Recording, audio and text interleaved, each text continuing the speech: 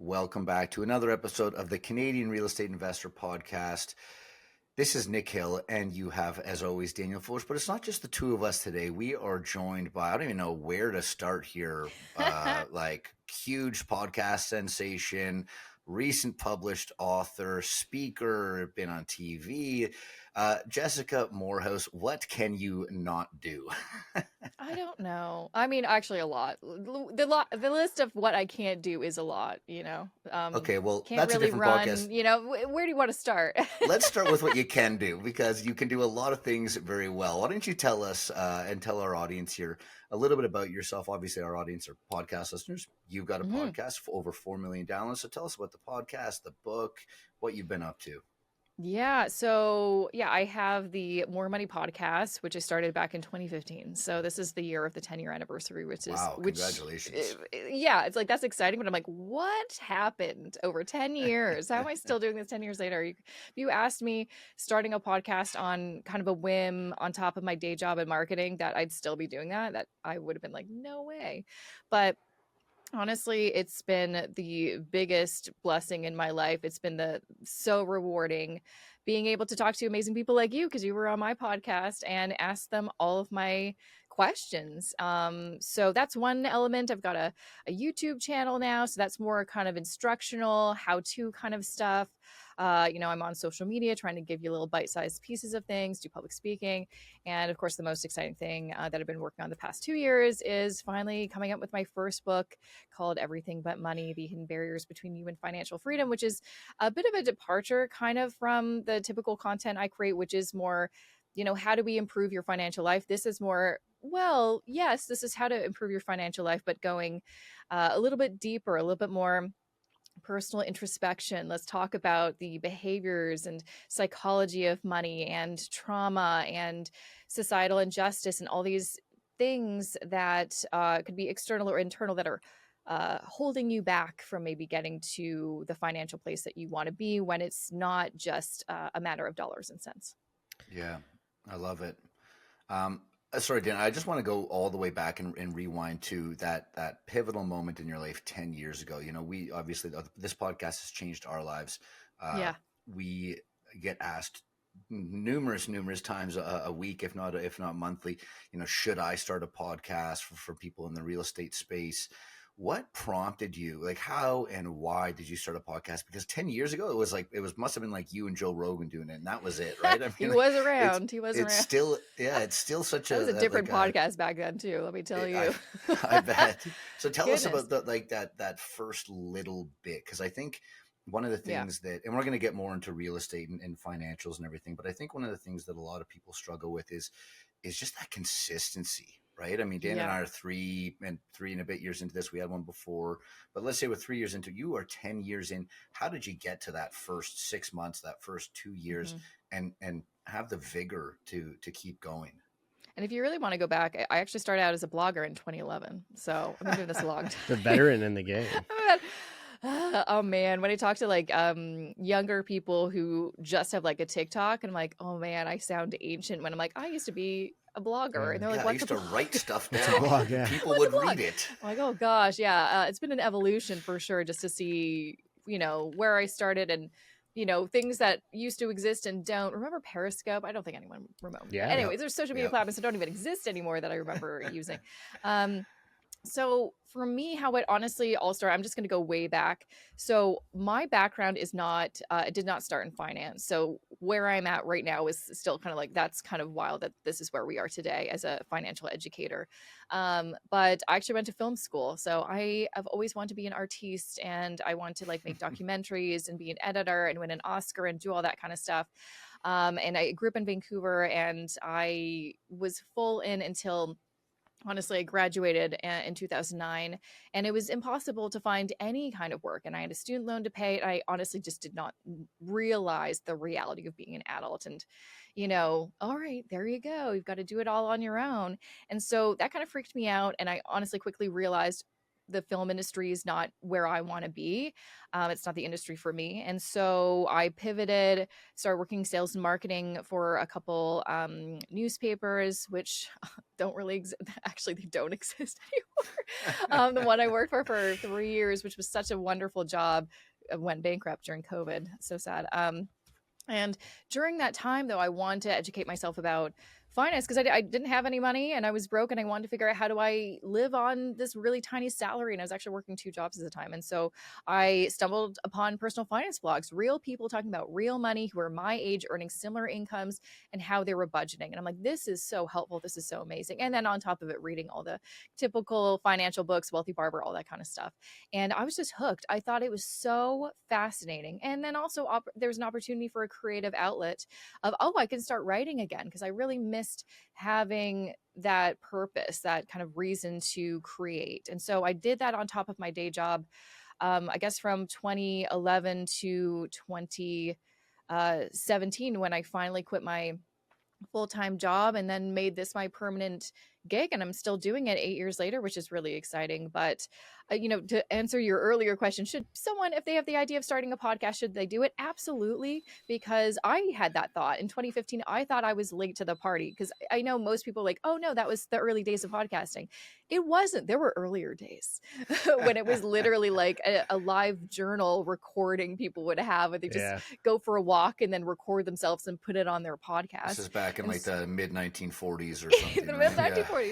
And so what actually inspired me to actually start a podcast was, did you ever listen to Serial, that podcast about the murder? Yeah.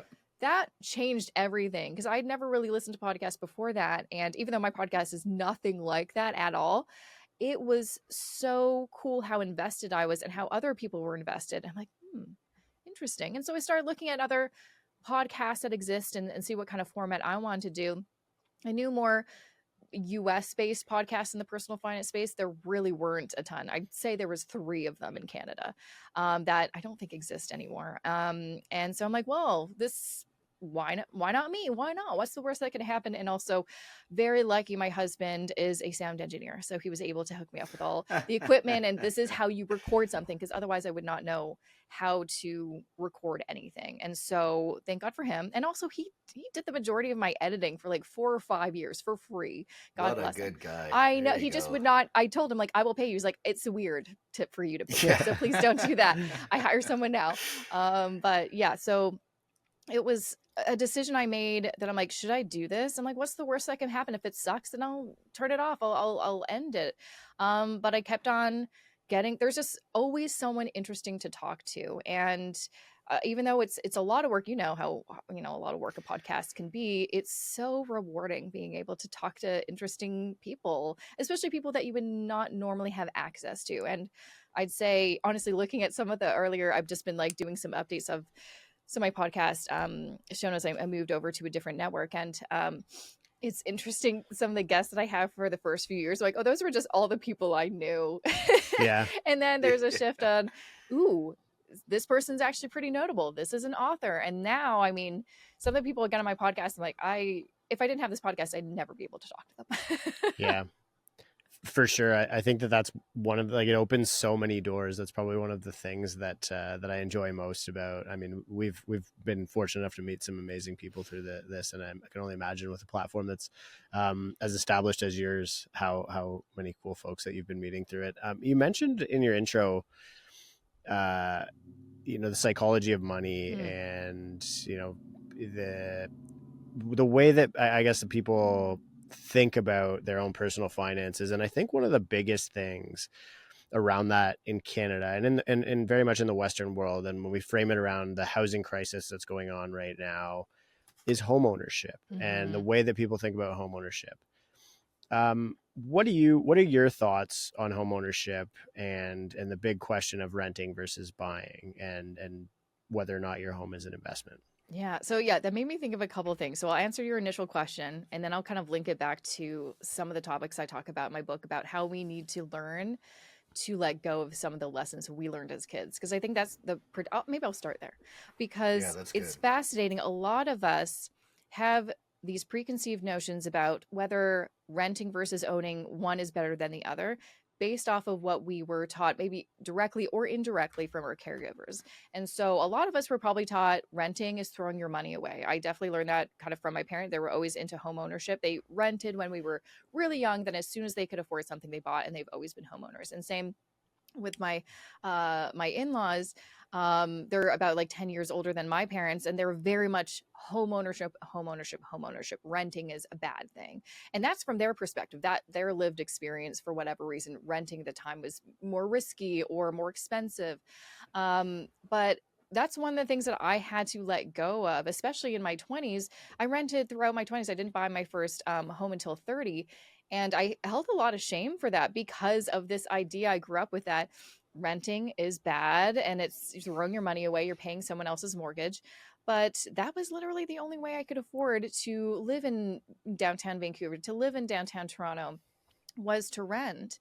And it gave me a lot of flexibility. If I'd bought in Vancouver, like everyone said, oh, as soon as you can afford, buy whatever you can in Vancouver, I'd be stuck there, or would have had to sell at a loss. And I wouldn't have had the flexibility of packing up everything that we owned, driving across the country, starting a new life in Toronto, which was the best decision we could have ever made for ourselves personally and professionally. And so I had to let go of this idea, even though now I'm a homeowner and I love it. I don't think it's the be all end all. I don't think it's the right decision for everybody. Most of my friends rent, and that's because it is very expensive, but also it gives them a lot of freedom, and they can invest their money differently. I think that's the other component that maybe our older generations they couldn't connect with, is homeownership was the only way they knew how to invest. It was tangible, it was understandable. Generations of their family, that is how they were able to build that generational wealth. And maybe they got burned by like the Great Depression, and so they're scared off by the stock market, or they kept on buying at the worst times of the market, and so they're like, no, this just isn't for me. But for us, now that this information on how to invest in different ways in different asset classes is so much more accessible, like the most accessible it's ever been, now you can learn how to do whatever you want to do. You don't just have to stick with what you know. You can learn the things that you don't know. And so for me, although I really love being a homeowner, I know I wouldn't really call this home an investment, because it's very expensive to carry. And there's drawbacks, there's good and bad things. We just had to replace our boiler. That was expensive, and I think we're getting to the point where like, oh, and then we have to probably look at the AC and have to get the fence, redone next summer. And so it was a lot simpler and easier being a renter. So I do miss that in some capacity, but there's other things I really like being I like our home, and we wouldn't be able to live in this particular home if we rented, because it wasn't for rent, it was for sale. Yeah, I love that. I think you're so right that the like home ownership and success and money have just been so tied together, so correlated, right? But Yeah. I think that correlation is finally being kind of broken, right? So I guess Jessica, like on that note, great, because you said something that in some circles could be controversial, right? My home is not an investment. I think that's something that a lot of Canadians kind of fight back and hmm forth, maybe internally with, right? Like, okay, we just spent 600, 900, $1.5 million on this place. Is it, am I ever going to see that money again? Or am I just, here, and this is my place? Well, an investment really should be making you money every month, and maybe your Yeah. house is appreciated, and I hope it is. hmm But investment should be making you every month. Well, it sounds like you've just been spending money every month on Yeah, your home, sure have. which happens, right? And again, I rent, but guess what? In the last literally 2 weeks, I've had to replace a sink, a toilet. I'm going to have to replace a full small section of roof, and those are all on properties that I don't live in, but I own. hmm So I totally hear what you're saying. If people have now that kind of old adage of real estate and ownership equals success, owning the primary residence equals success. Now that that's kind of getting broken, what would you say to that 20 to 30-year-old that has maybe a bit of extra cash? Should it be real estate? Should it be stocks? Should it be hmm starting a business? Like, you've spoken to hundreds of financial experts over the years. What are some of the takeaways that you would be able to tell that 20 to 30-year-old in today's, kind of complicated investing world?